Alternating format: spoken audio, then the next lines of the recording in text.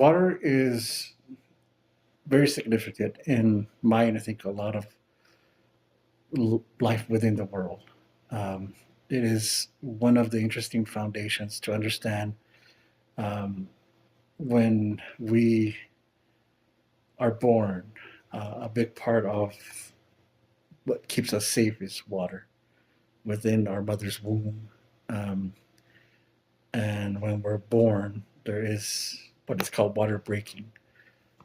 So I see that as a really important understanding that we're all immersed in water in some ways, and when we don't have water, we have a certain reaction to that. We get thirsty. We get a lot of different things happen. I think it's important to understand that there is a really healthy and unhealthy understanding of water, and it goes through both extremes of having too much water at times and having not enough water.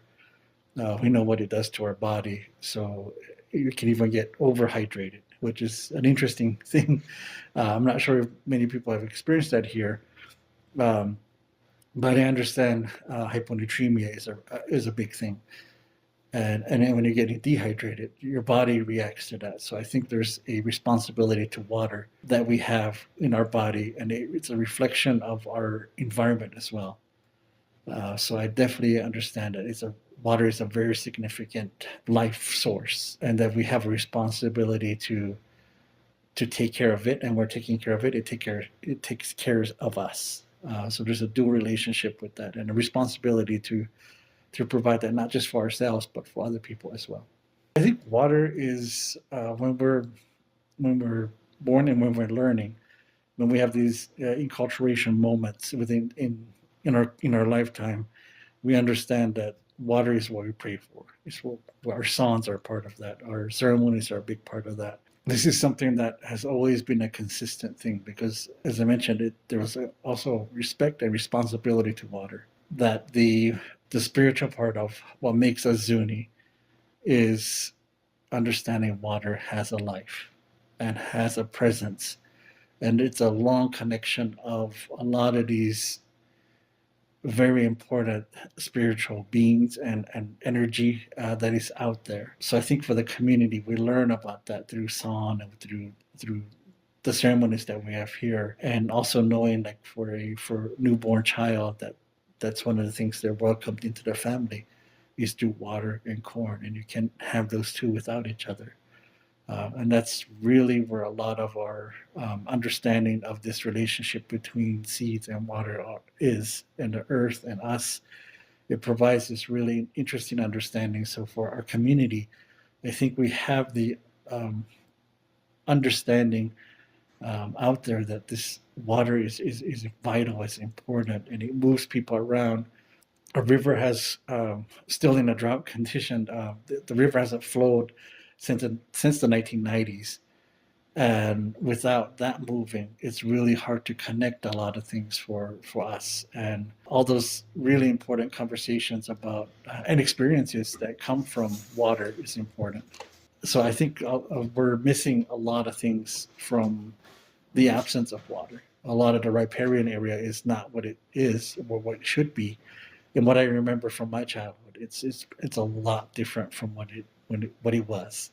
Other people in the community share that as well, and the generations from the 1990s and closer, unfortunately, have never seen a flowing river all year round. To understand that there's a lot of life that is facilitated with water in the community, and I think that's an important thing for the community's understanding that water is really important. And we just haven't had the full conversation about why and how we're addressing a lot of these gaps in these vital conversations that we need to continue with. Water has really been an important influential factor for all of us. It sustains, of course, us, and we definitely understand how important water is to our body.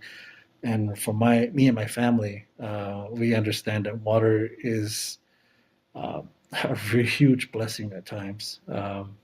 We see that in our dogs, our pets. Sometimes when they're thirsty, we can see and understand like how things can change to our pets and also us too, and even plants that they need to be watered.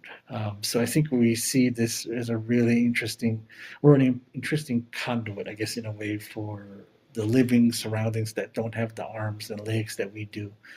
It provides a lot of empathy. It provides patience. It provides these really important fundamental core values that we have as Zunis, and just as humans, how we should interact with different things. We, you know, just driving around Albuquerque this past weekend, I could see the irrigation lines were full of water, and Rio Grande was flowing well. And I was, one of the things I could only say and express in Zuni was ocha, and it was like a expression of just wow and appreciation. Like wow, they're so lucky to have this, and I wish we could have that. All bottled up in that one word, ocha.